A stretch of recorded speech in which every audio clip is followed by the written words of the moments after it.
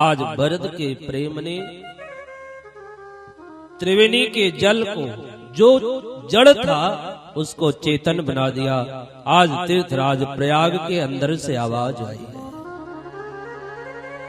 कि तात भरत तुम सब वेद साधो, तात भरत तुम सब वेद साधो, राम चरण अनुराग अगाधो, राम चरण अनुराग अगाधो, आदि गलानि करहु मन माहे, आदि गलानि करहु मन माहे, तुम सम राम ही को प्रिय नाहे, तुम सम राम ही को प्रिय नाहे। तात भरत तुम सब विधि साधो, तात भरत तुम सब विधि साधो। आज तीर्थराज प्रयाग के अंदर से आवाज आई, भरत तुम सब विधि साधु है, तुम्हारा राम चरणों में अगाध अनुराग है। आज भरत के प्रेम ने जड़ को चेतन बना दिया और आज तीर्थराज प्रयाग से अंदर आवाज आई, भरत तुम सब विधि साधु है। मानस में 3 लोगों को साधु कहा गया, विभीषण को साधु कहा गया, राम जी को सुठी साधु कहा गया और भरत को सब विधि साधु कहा गया। साधु कौन? जिसके अंदर गृहासक्ति न हो, घर की आसक्ति न हो, वो साधु। तो विभीषण ने घर छोड़ा रावण की लात से, इसलिए विभीषण साधु है। राम जी ने घर छोड़ा पिता की बात से, इसलिए सुठी साधु है। लेकिन भरत ने न लात से घर छोड़ा न बात से घर छोड़ा, भरत ने घर छोड़ा है हृदय के आघात से, इसलिए भरत सब विधि साधु है। भरद्वाज जी के आश्रम में भरत जी आए हैं। भरद्वाज जी ने भरत की प्रशंसा करी है। एक रात्रि भरत जी यहाँ रुके हैं। अष्ट सिद्धियां 9 निधियां भरत की सेवा में लगी हुई है। और राम दर्शन यात्रा में ये दूसरा विघ्न आया है। जब साधक साधना की ऊंचाई पर पहुंचता है तो उसके 2 चीजें बड़ी विघ्न करती है, कंचन और कामना। साधक जब साधना की ऊंचाई पर पहुंचता है तो उसको सिद्धियां प्राप्त हो जाती है, और अगर वो सिद्धि के फिर चक्कर में पड़ा तो फिर पतन, वहीं से पतन प्रारंभ हो जाता है। भरत ने उनकी तरफ देखा तक नहीं, राम राम रटते हुए सारी रात बिताई। भरद्वाज जी के बताए अनुसार भरत जी चित्रकूट की ओर प्रस्थान किए हैं। इधर भगवान चित्रकूट में निवास कर रहे हैं। आज मां जानकी को रात्रि में स्वप्न आया है। प्रातः काल उठी है तो सीता जी की आंखों में आंसू थे। भगवान ने पूछा, देवी बात क्या है? स्याजू ने कहा, प्रभु आज मैंने रात्रि में एक स्वप्न देखा है और स्वप्न में मैंने देखा कि भैया भरत आ रहे हैं। भगवान ने कहा, तो बहुत अच्छी बात है। लेकिन सीता जी ने कहा, प्रभु मैंने देखा कि भरत भैया के साथ में 3 माताएं भी आ रही है।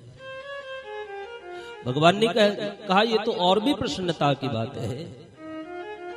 लेकिन सीता जी ने कहा, प्रभु मैंने देखा कि माताओं की मांग में सिंदूर नहीं है। माताएं श्वेत वस्त्र धारण की हुई है। प्रभु लगता है कुछ अमंगल बात हो गई है। भगवान की आंखों में भी आंसू आ गए। लेकिन भगवान ने सोचा अगर मैं दुखी हो जाऊंगा तो सीता और लखन भी दुखी हो जाएंगे। इसलिए भगवान ने सीता को समझाया। भगवान स्नान संध्या वंदन से निवृत्त हुए और संतों के साथ बैठ के सत्संग कर रहे थे, विदा हुए। और तभी इधर से भरत का समाज चित्रकूट पहुंचा है तो पशु पक्षी महाराज भयभीत होकर के राम जी की कुटिया की ओर भाग रहे।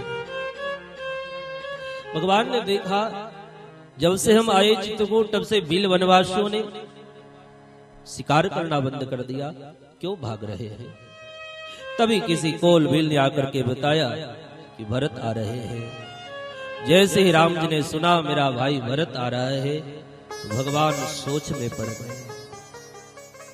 बहुरी सोच बस भैसी अरव, बहुरी सोच बस भैसी अरव, कारण कवन भरत आगमनु, कारण कवन भरत आगमनु, बहुरी सोच बस भैसी अरवनु, बहुरी सोच बस भैसी अरवनु, बहुरी सोच बस भैसी अरवनु, बहुरी सोच बस भैसी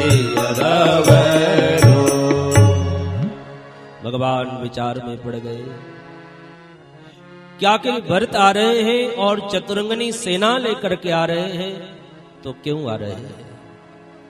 क्या भगवान को ये लगा कि भरत मुझसे युद्ध करने के लिए आ रहे हैं?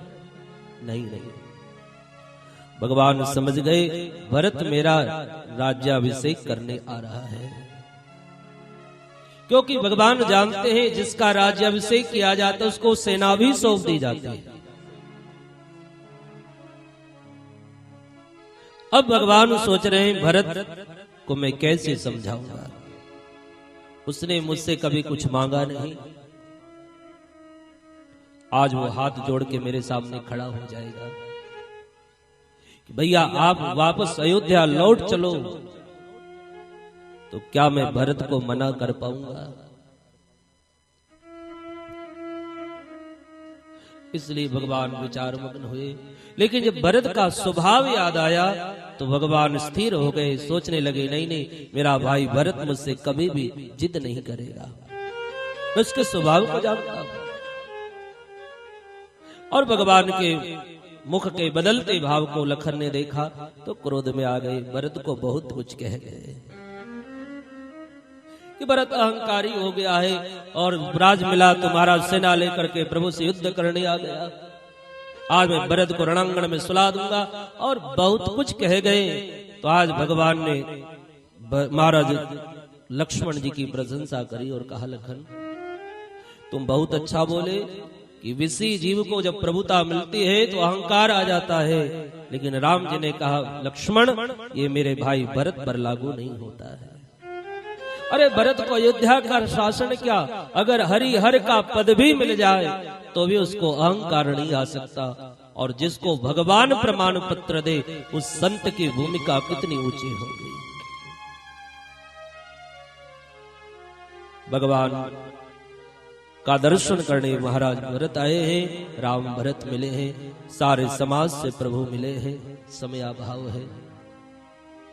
और महाराज चित्रकूट में भगवान भरत के साथ रहे, जनक जी का समाज भी आया और कई बार मीटिंग हुई, सभा हुई, लेकिन कोई निर्णय नहीं निकला। अंत में राम जी ने भरत से कह दिया भरत